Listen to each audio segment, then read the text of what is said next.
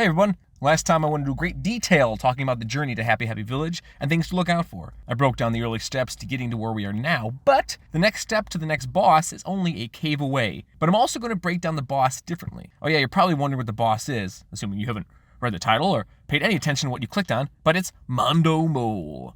Most bosses that we've seen or will see come in a package deal. You have their environment leading up to them and a slew of monsters to go with. But our pal Mondo is no different. The city of Happy Happy Village is once again a peaceful place. It was previously taken over by a villainous cult leader whose ideology was to paint the town blue in order to reach a higher power. But luckily, since then, things have calmed down quite a bit.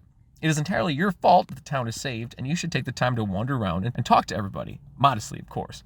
Because most of them are selfishly focused on their own mistakes and don't take the time to worship you. What you're gonna do. Once you've spoken to everyone and graffitied the houses, make your way to the general store up top. Get Paula her frying pan and equip her charms and bracelets. If you haven't picked up on the signs yet, by the way, when it's flashing like this, that means you can benefit from that upgrade.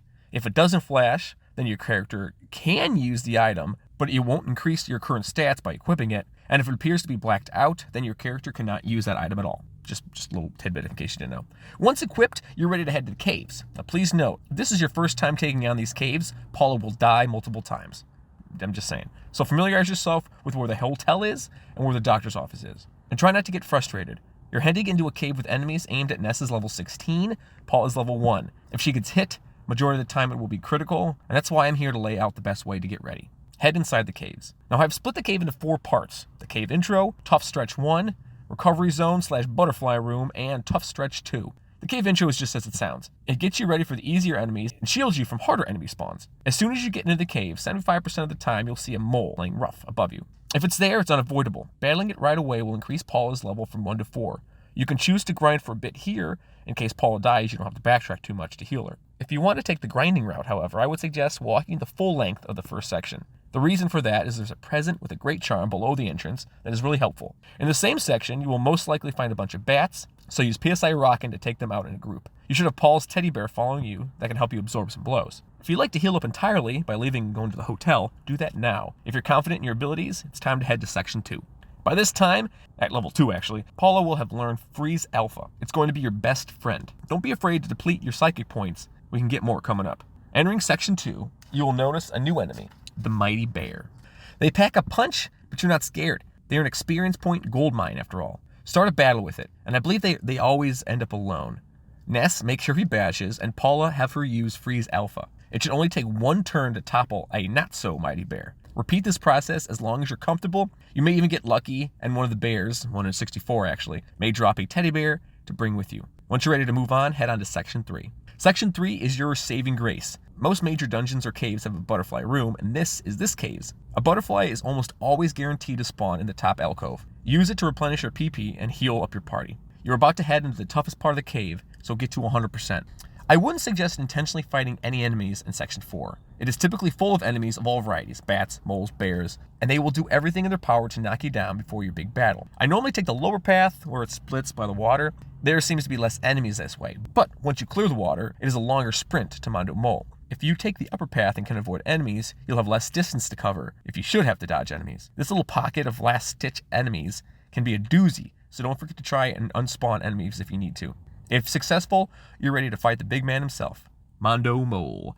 Mondo Mole has 498 hit points and will give you almost 5,800 experience points when defeated. He is a boss that guards the second Your Sanctuary location and appears to be an oversized, mutated mole playing rough. He has some brutal attacks that include physical attacks, attacking, which is a low power attack, and tore into you, and clawed with sharp nails, which are high powered attacks. He also has the ability to heal himself and can set up a PSI shield. Mondo Mole takes half damage from PSI Fire, quarter damage from PSI Freeze. We've gotten used to the amount of damage Freeze Alpha does to the bears, but it is no use here. Paula should only use PSI Thunder, which you should have at this point.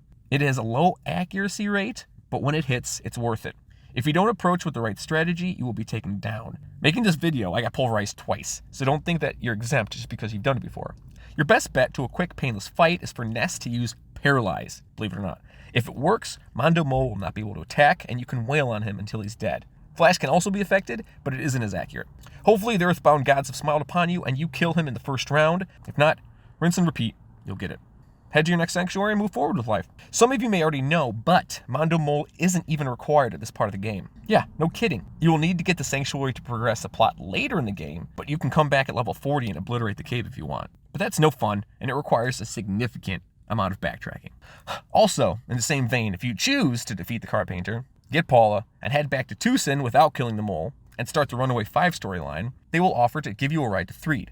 At this time in the game, no enemies spawn. If you take advantage of it, head all the way back to Mondo Mole Cave. Starting a fight with Mondo Mole will soft lock the game, and you'll have to restart your system, so don't do that. Deal? And there you have it, Mondo Mole. Probably one of the most difficult bosses so far, unless you paralyze him, right?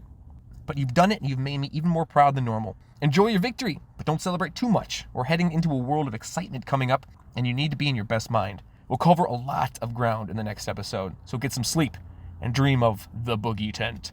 Another episode down, and I know you're a true fan because you've stayed this long. Now check out some of my Vor videos, you devil. Click on the left link for more bosses of Earthbound, and the right one is another incredibly stunning Earthbound video. Fuzzy Pickles, later days.